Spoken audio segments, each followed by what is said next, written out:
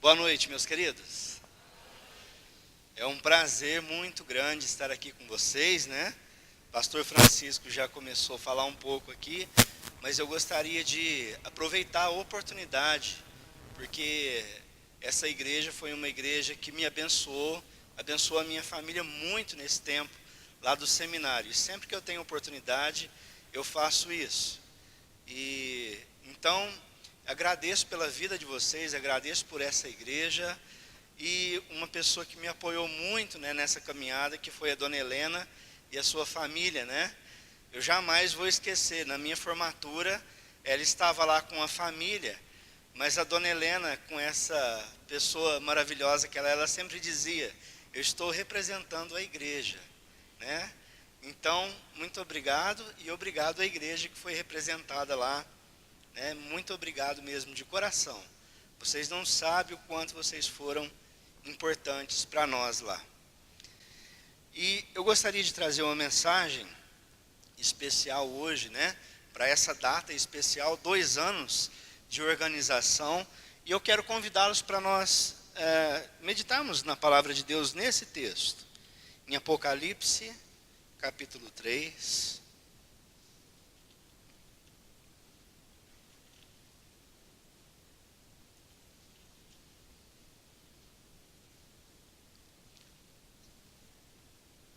Do verso 14 ao verso de número 22.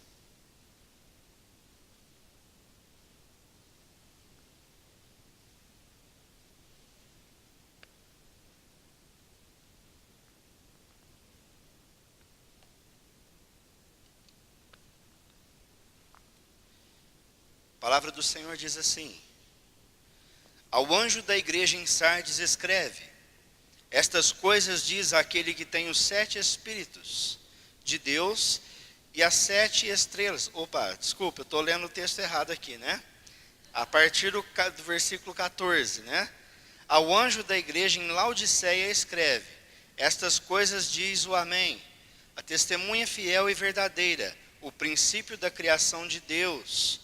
Conheço as tuas obras, que nem és frio nem quente. Quem dera fosse frio ou quente. Assim, porque és morno, e nem és quente nem frio, estou a ponto de vomitar-te da minha boca. Pois dizes: estou rico e abastado, e não preciso de coisa alguma. E nem sabes que tu és infeliz, sim, miserável, pobre, cego e nu. Aconselho-te que de mim compres ouro refinado pelo fogo, para te enriqueceres, vestiduras brancas para te vestires, a fim de que não seja manifesta a vergonha da tua nudez, e colírio para ungires os olhos, a fim de que vejas. Eu repreendo e disciplino a quantos amo. Sê, pois, zeloso e arrepende-te. Eis que estou à porta e bato. Se alguém ouvir a minha voz e abrir a porta, entrarei em sua casa e cearei com ele e ele comigo. Ao vencedor, dar-lhe-ei sentar-se comigo no meu trono, assim como também eu venci e me sentei com meu Pai no seu trono. Quem tem ouvidos, ouça o que o Espírito diz às igrejas. Todos juntos, o verso 22. Quem tem ouvidos, ouça o que o Espírito diz às igrejas. Senhor, em nome de Jesus, que o Teu Santo Espírito possa realmente falar ao nosso coração aqui nessa noite. Em nome de Jesus. Amém. Bom, nessa data especial, onde a igreja está comemorando 2 anos de sua organização, eu queria falar um pouco a respeito da responsabilidade como igreja, né, que nós temos na nossa sociedade, que vocês têm aqui nessa cidade, e a grande importância e a relevância de uma igreja numa cidade ou em qualquer local do país, em qualquer local do mundo, porque a igreja, ela foi criada pelo nosso Senhor para poder proclamar as boas obras de Cristo, não a nossa, mas a palavra de Deus, o Evangelho, aquele que cura, que sara, aquele que transforma vidas. Antes de falar um pouco mais sobre isso, eu gostaria de nós conhecermos um pouco sobre o texto que nós estamos lendo aqui, né? A cidade de Laodiceia. A carta aqui é endereçada à igreja que se formou na cidade de Laodiceia. E como era a cidade de Laodiceia? Ela ficava numa região, e perto da cidade de Laodiceia existiam mais duas cidades. Uma era a cidade de Colossos. A cidade de Colossos, ela era conhecida porque ela tinha águas, né? Águas geladas. Ela formava alguns poços de águas geladas. E as pessoas vinham de longe, viajavam de muito longe, para entrar naquelas águas, porque eram águas medicinais. Por causa da sua baixa temperatura, as pessoas entravam lá naqueles poços de água gelada, e eles eram curados de muitas doenças. Então eles partiam para aquela cidade e faziam isso. Mas também naquela região, existia uma cidade chamada Hierápolis. Hierápolis, né, uma semelhança com Colossos, mas de uma forma diferente, ela tinha águas quentes. E aquelas águas quentes também eram águas medicinais. Assim como as águas geladas de Colossos serviam para curar algumas doenças, as águas quentes também de Hierápolis serviam para curar doenças. E muitas pessoas iam naquela cidade, entravam naquelas águas e eram curados das suas doenças. E junto dessas duas cidades, um pouco abaixo dessas duas cidades, tinha a cidade de Laodiceia. A cidade de Laodiceia, ela não possuía suas fontes naturais como essas duas cidades. E mesmo naquela época, o abastecimento, as águas que chegavam naquela cidade de Laodiceia, eram por dutos. Mas de onde eles pegavam essas águas? Justamente de Colossos e de Hierápolis. Então você já começa a imaginar como chegava a água. Uma água gelada misturada com uma água quente, chegava uma água como lá? Uma água morna. E quando, alguém aqui já tomou água morna? Já teve essa experiência? Quando você toma uma água morna, você faz o quê? Tem ânsia de vômito, né? É muito ruim isso. Então as águas de Laodiceia, elas não serviam nem para cura, nem para nada. E quando Jesus começa aqui a falar com essa igreja de Laodiceia, ele está dizendo, olha, vocês são como as águas aqui dessa cidade. A igreja não está promovendo a cura, a igreja não está tendo relevância nenhuma na cidade de Laodiceia. Então Jesus faz essa comparação e para dizer para os crentes daquela cidade que eles não estavam fazendo diferença na sociedade.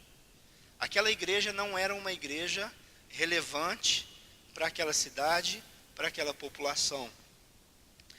E Jesus, ele usa uma frase aí muito forte. Conheço as tuas obras. Nós poderíamos dizer aqui que Jesus conhecia a obra macro, né, um olhar mais por cima, a obra da igreja num todo. Mas quando Jesus fala, conheço as tuas obras, ele também está dizendo individualmente da vida de cada um. Jesus conhecia intimamente a vida de cada irmão que fazia parte daquela cidade, daquela igreja em Laodiceia. Conheço as tuas obras. E Jesus diz para aquelas pessoas, sei que não és quente e nem frio. Quem dera fosse quente ou frio, mas vocês são mornos. E uma mornidão gera ânsia de vômito. Qual era o problema dessa cidade? O problema dessa cidade é que o homem se tornou o centro de todas as coisas. A igreja se rendeu aos deuses da cultura. Muitos deuses eram cultuados naquela época, assim como hoje. Talvez eles estão de uma forma um pouco mais escondidos hoje, um pouco mais camuflado. Mas o homem e os crentes daquela igreja se renderam aos deuses da cultura. E um dos deuses que era fortíssimo naquela época, não se usa mais o nome dele, mas ele existe até hoje, é chamado Mamon. É o deus da riqueza, é o deus do dinheiro. E aquela igreja tinha se rendido a esse Deus. E eles diziam: olha, nós não precisamos de mais nada, nós estamos abastados, nós não precisamos, nós temos dinheiro para comprar qualquer coisa. Talvez se essa igreja existisse hoje, eles tinham carros de luxo, eles tinham uma igreja de luxo, eles tinham tudo, uma casa de luxo, móveis de luxo, eletrodomésticos de luxo. E eles diziam: olha, nós não precisamos, nós estamos satisfeitos com o que temos. Então, quando o homem ele começa a ter isso no seu coração, ele começa a gerar certas coisas na sua vida, porque tudo aquilo que vivemos é externado. E aqueles homens então começaram, a viver sem entusiasmo algum. A igreja não tinha entusiasmo, também na questão do caráter. E também esses homens ricos, que já não precisava de mais nada. E tudo isso, quando você junta, gera o quê? Uma falsa religião. Uma falsa religião. Então existia um ajuntamento de pessoas, mas era um falso culto, uma coisa que morna, uma coisa sem nada. Talvez a igreja cheia de gente, mas vazia espiritualmente. A igreja pensava estar viva, mas estava uma igreja a ponto de morrer. Não tinha morrido. Mas Deus fala: olha, estou a ponto de te vomitar. Vocês estão mornos. E Deus não gosta de gente e de igreja morna. Não misture as coisas. Não estou dizendo de igreja com gritarias, mas de vida com Deus. A palavra de Deus, ela não muda. O Deus que nós servimos é o mesmo Deus da cidade de Laodiceia e da igreja de Laodiceia. E quando ele olha para nós, ele diz o que também? Conheço, pode repetir comigo isso? Conheço as tuas obras. Deus conhece o mais íntimo do nosso coração. E talvez você não tenha percebido, mas esse mesmo Deus que tomou conta do coração daquelas pessoas, é o mesmo Deus que tem tomado conta do coração da nossa geração. O Deus Mamon, o Deus do dinheiro, o Deus da riqueza. Quero fazer uma pergunta: você é pobre ou rico? Vou responder para você: você é rico. Estou falando de espiritual não mistura as coisas não. Você é rico. Graças a Deus nós não sabemos o que é pobreza. Eu peguei uma foto só para você lembrar um pouco do que é pobreza. Isso é pobreza. Essa foto é de crianças tiradas lá na África. E eu não sei se você se lembra dessa história quando passou. No Haiti também. Crianças e famílias que não tinham o que comer, eles pegavam barro, faziam uma massa, assavam aquilo e as crianças comiam essa bolacha ou biscoito de barro feito de terra. Você é rico. Às vezes nós saímos de casa para trabalhar e nós não pensamos, às vezes nós nem oramos. Nós simplesmente vamos trabalhar, chega no final do mês, o nosso salário está lá, tudo tranquilo, você tem comida na sua despensa, no seu armário, não falta nada na sua vida. E aí muitas vezes nós começamos a viver uma vida de mornidão com Deus. E nós começamos então a nos render aos deuses da nossa cultura. A igreja de hoje, ela se rende aos deuses da cultura. E isso vai gerando o quê? Pessoas sem entusiasmo, pessoas também sem caráter, né? Ricos que dizem, olha, não preciso de mais nada. Uma falsa também religião. Vai gerando tudo isso na igreja de hoje. A igreja se rende aos deuses da cultura. E nós precisamos prestar atenção, porque a igreja não é, e nunca vai ser as paredes, esse templo. Isso aqui é tudo muito bonito. Mas para Deus a igreja são pessoas. Deus está falando aqui de pessoas e não de coisas. Coisas não se rendem aos deuses da cultura, pessoas se rendem aos deuses da cultura. Quantas vezes nós entramos em conta que não dá para pagar? Quantos aqui já fizeram isso? Quando você abre a gaveta do armário, né? Parece que os carnês vão pular para fora, aquilo dá até uma enganchada ali, é talão de luz, é talão de água, é carnê do carro, né? E aqueles brutos assim, aqueles grossos, né? Nós nos rendemos ao Deus da cultura. Quantas vezes? Quantas pessoas chegam na igreja e não dão seus dízimos e as suas ofertas? Eu não falei com o pastor Francisco sobre isso, aliás, nós não falamos sobre nada de igreja. Mas essa igreja não é diferente da igreja onde eu pastoreio. Quantas pessoas não dão os dízimos? Sabe por quê? Estão rendidos aos deuses da cultura. Está se rendido ao Deus chamado Mamon.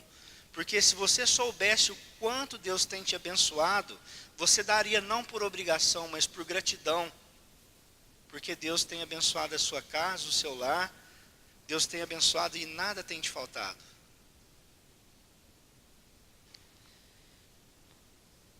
Sabe qual é o maior inimigo da igreja? Eu quero trazer uma outra expectativa agora. Sabe qual é o maior inimigo da igreja? Talvez você está pensando, é claro, pastor, que é quem? O chifrudo, né? É o diabo. O maior inimigo da igreja talvez nem seja o diabo, talvez seja a própria igreja mesmo. Quem aqui já teve aquário ou tem aquário, tem peixinhos? Já teve? Ninguém? Ninguém teve aqui? Já teve? Existe uma raça aí de peixe, chama beta. Você sabia que você não pode colocar 2 peixinhos daquele no mesmo aquário? Sabe o que acontece com eles? Eles vão se batendo ali, um bate no outro até um matar o outro. E quando o outro não morre, ele fica muito machucado, mas não demora muito. Ele vai embora também. A igreja muitas vezes não precisa de muita coisa para se acabar. O diabo não precisa nem estar no meio, ele fica lá fora só olhando os irmãos brigarem, se debaterem. Por quê? Porque muitas vezes a igreja não compreendeu a sua missão aqui na terra. Muitas vezes nós não compreendemos o que nós estamos fazendo aqui. Eu não sei com o pastor Francisco, mas olha, é um tal do pastor ter que apagar fogo de briga de irmão, de briga com pastor, de briga com presbítero. A igreja precisa acordar e saber qual é a sua missão, qual o seu propósito aqui. Sabe o que eu acho muito interessante? É o seguinte, esse texto diz que Jesus, ele, né, num versículo aqui ele diz, eis que estou à porta e bato, no versículo 20. Se alguém ouvir a minha voz e abrir a porta. Sabe o que acontece? É que muitas vezes nós colocamos Deus de fora da nossa vida. Nós colocamos muitas vezes Deus de fora na nossa vida. Eis que estou à porta e bato. Para quem Jesus está escrevendo isso aqui? Para a igreja. Não são para pessoas não convertidas, é para a igreja. Para pessoas que conheciam a palavra de Deus. E essas pessoas tinham colocado Deus de fora da vida delas. É o que nós fazemos muitas vezes. Deus, eu tenho controle da minha vida financeira. Deus, eu tenho controle da minha saúde. Deus, eu tenho controle da minha família. Nós não temos controle absolutamente de nada. Nós somos totalmente dependentes de Deus. Mas muitas vezes nós queremos desfrutar das bênçãos de Deus, mas o colocamos do lado de fora. Eis que estou à porta e bato. O homem passa a ser o centro da vida dele mesmo. E isso é um grande perigo. Sabe o que eu acho muito interessante aqui nesse texto? Quando você pega a carta como um todo. É como se Deus tivesse feito aqui uma grande carta, e dentro dessa grande carta, 7 cartas pequenas. Mas quando você faz uma leitura dela num todo, você percebe o seguinte: ele endereça para 7 igrejas. Para 7 igrejas. Das 7 igrejas, todas ele diz o seguinte: conheço as tuas obras. E cada igreja tinha um problema diferenciado. O de Laodiceia, eles tinham esfriado na fé, porque eles achavam que não precisavam mais de Deus. Mas se você ler das outras igrejas, você vai ver que cada uma tinha um problema. Algumas, uma delas tinha perdido o seu primeiro amor. Mas sabe o que é mais interessante disso tudo? Das 7 igrejas, uma igreja, Deus não diz nada. Que é a igreja que vem antes de Laodiceia. A carta à igreja de Filadélfia. Deus está dizendo que é possível, mesmo com pessoas cheias de defeito como eu e você, é possível ter uma igreja saudável. Se você fizer a leitura separado da igreja de Laodiceia, você vai dizer, nossa, Deus só dá pancada. Mas quando você olha para a igreja em Filadélfia, você vê que é possível. Deus está dizendo, é possível ter uma igreja saudável. E aí você começa a buscar e pesquisar sobre essa igreja de Filadélfia. Primeiro, o nome da cidade. Quando você estuda e quer saber o que significa Filadélfia, você já parou para pensar isso? Já parou para estudar sobre isso? Filadélfia é a junção de 2 palavras, de filéu e delfos. Filéu é amor e delfos, irmão. Amor de irmão. Essa cidade foi fundada e foi dado esse nome por causa de 2 irmãos que eles se amavam muito. Eles se amavam muito. E um fazia qualquer coisa pela vida do outro. Então, quando a cidade começou a chegar ali a população, eles observavam a vida daqueles irmãos, e então começaram a chamar a cidade de Filadélfia. O amor entre irmãos. A igreja cresce nesse ambiente de amor entre irmãos. E é interessante quando aqui a carta a Filadélfia, que Deus diz, olha, eu sei de todas as suas pelejas, todas as suas dificuldades, e que não tem muita força aos olhos dos homens. Se esta igreja aqui em São Joaquim da Barra compreender que nós temos que amar um ao outro e que nós temos que doar um ao outro, a igreja vai cada dia mais ser uma igreja mais forte. Mas como eu disse, às vezes não precisa nem do diabo. É só você colocar os irmãos dentro de um aquário que eles vão se matar sozinhos. A gente precisa mudar essa visão de igreja. Eu quero, para a gente refletir um pouco, mas para a gente também colocar em prática, que a igreja ela é chamada para cumprir uma missão. Se você pegar aí no capítulo 3, no verso 8. Está dando para ler aí? Está dando para ler? Tá? Podem ler comigo? Pode ler na sua Bíblia ou aqui comigo. Conheço as tuas obras. Eis que tenho posto diante de ti uma porta aberta, a qual ninguém pode fechar, que tens pouca força. Entretanto, guardaste a minha palavra e não negaste o meu nome. Eu quero lembrar para vocês de como Jesus resumiu os 10 mandamentos. Vocês se lembram? O primeiro e maior de todos é amar a Deus com todas as suas forças, com todo o teu entendimento, de toda a tua alma. Podemos resumir amar a Deus acima de tudo.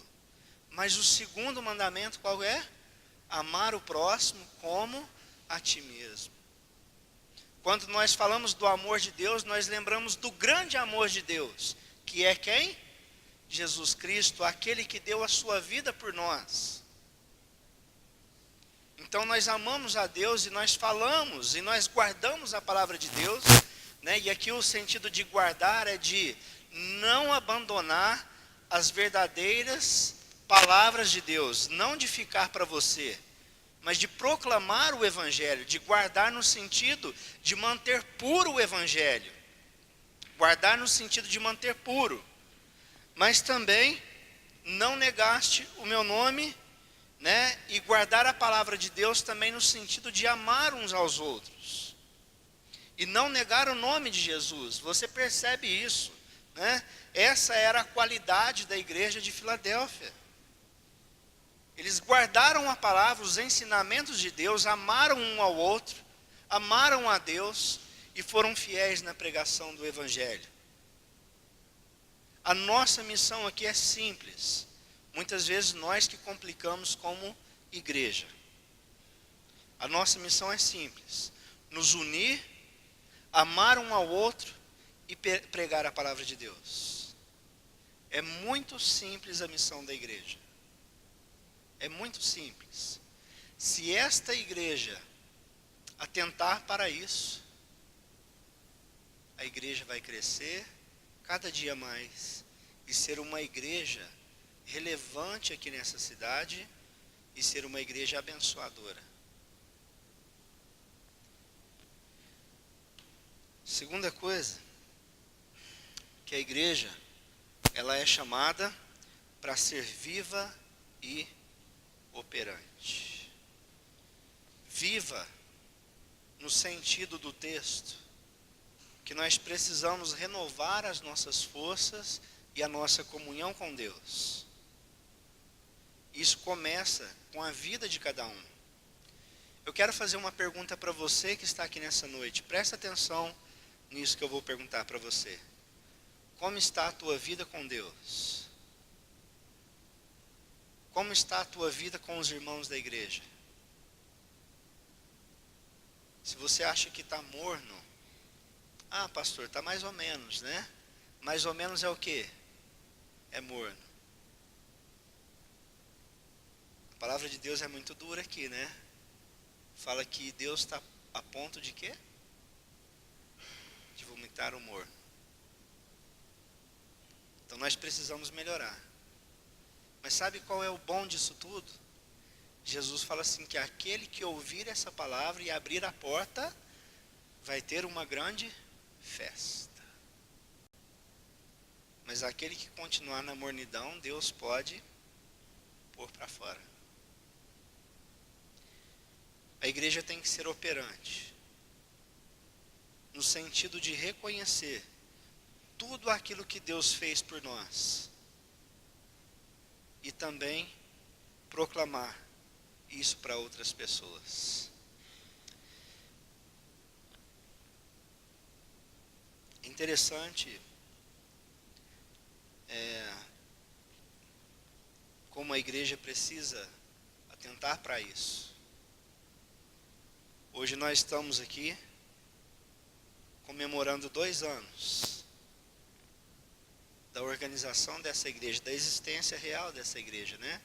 A igreja ela já existia, mas já há alguns anos o Deus tem abençoado o trabalho, mas como igreja organizada, 2 anos. Você está vendo alguns bancos vazios? Percebe? Sabe quem vai preencher esses bancos? Espero que sejam pessoas, né? Pessoas. Mas sabe quem vai trazê-las? Você. Você é chamado para ser operante na igreja. Você é chamado para abençoar essa igreja. Entenda o seu chamado por Deus. Não estou falando de dons, cada um vai usar o seu dom e abençoar a igreja da forma como você recebeu de Deus. Mas ninguém é chamado, eu nunca ouvi isso, que alguém é chamado para fazer confusão na igreja. Eu nunca ouvi dizer que alguém é chamado para brigar com o irmão da igreja. Eu nunca ouvi dizer que alguém é chamado para não falar da palavra de Deus. Quando a igreja percebe e reconhece, ela começa a ser uma igreja viva e operante a partir do momento que cada um de nós possamos sair da mornidão das nossas vidas com Deus, com os nossos irmãos, e aí sim a gente vai começar a ser uma igreja operante cada dia mais. Eu queria que você saísse daqui nessa noite pensando sobre isso. Sabe qual é um dos grandes problemas da igreja?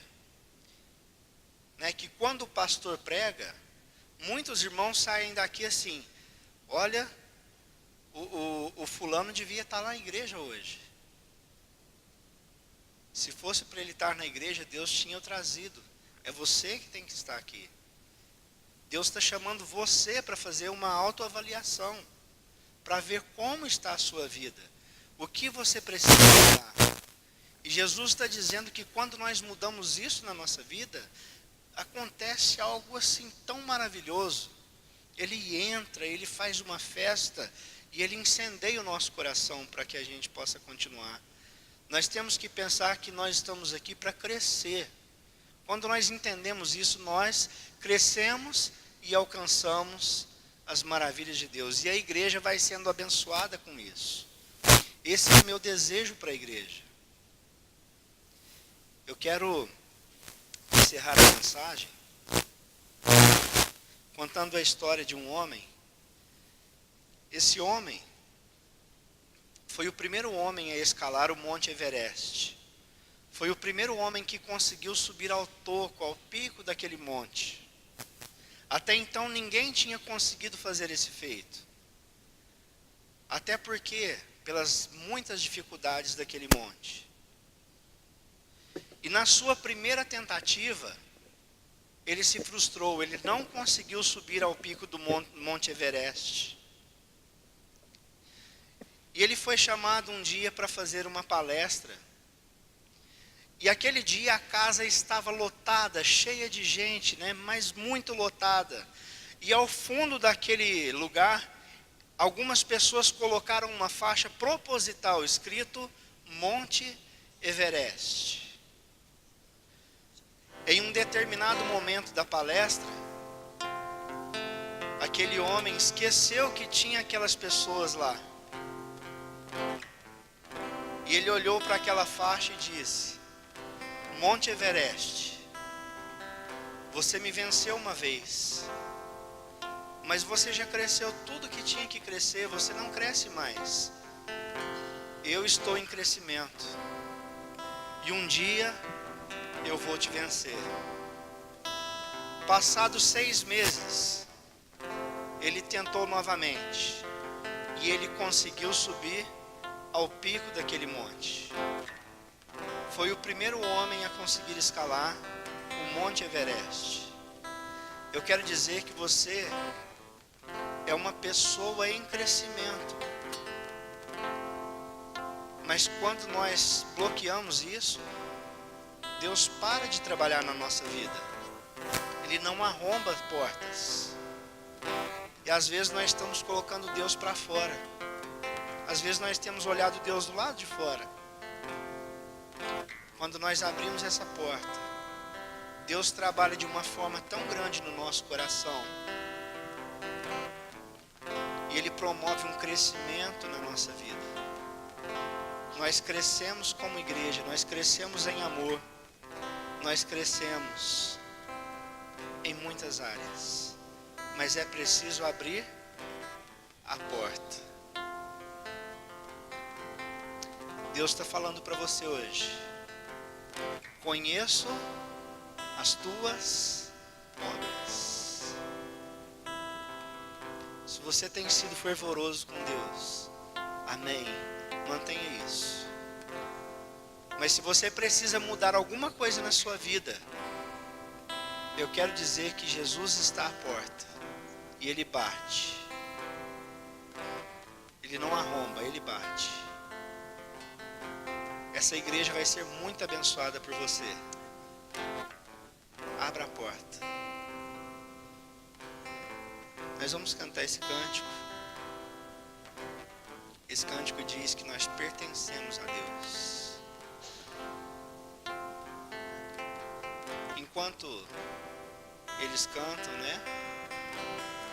Essa família maravilhosa que Deus me deu. Tá aqui minha esposa no violão, a minha filha. Guilherme, meu filho, que está aqui. E o intruso querendo entrar na família lá, né? O Rafael, que é namorado da minha filha. Enquanto nós cantamos esse cântico, eu gostaria que você fechasse os seus olhos.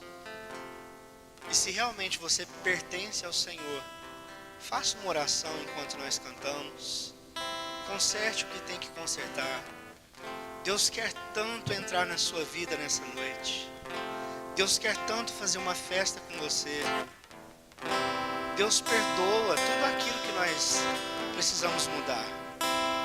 Feche os seus olhos.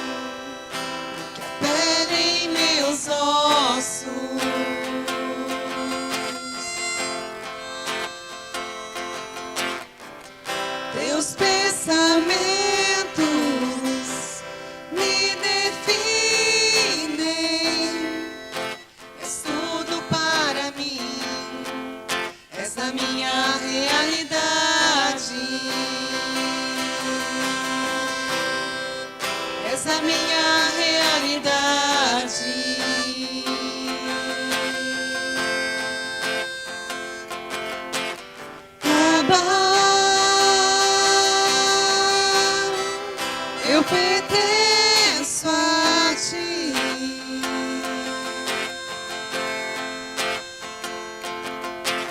Abba,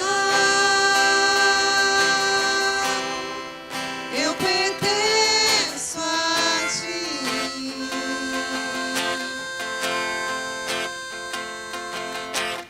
Abba,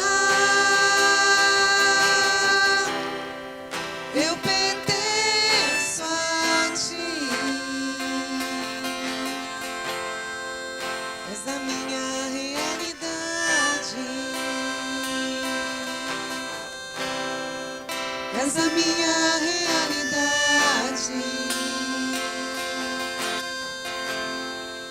És a minha realidade.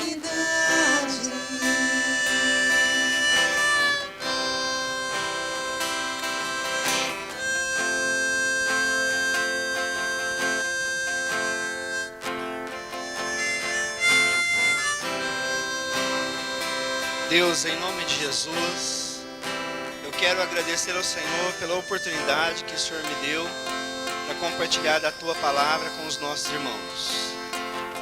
Quero, Deus, colocar os nossos corações diante do Senhor, para que o Senhor mude aquilo que precisa ser mudado. Ó Deus, estamos muitas vezes mornos com o Senhor, que o Senhor possa mudar isso no nosso coração. Nós possamos ser pessoas, uma igreja fervorosa, a começar na nossa vida em particular, Deus. Que o Senhor perdoe os nossos pecados, que o Senhor perdoe as nossas falhas. Abençoa-nos, ó Deus, e que o Senhor nessa noite possa realmente entrar, fazer uma festa no coração e na vida de cada um aqui nessa noite. Perdoa-nos, ó Pai, se muitas vezes nós o entristecemos, e que essa igreja seja uma igreja abençoada, e que seja uma igreja abençoadora também, em nome do Senhor Jesus, amém, Deus. A mighty fortress is our God, a bulwark never fails.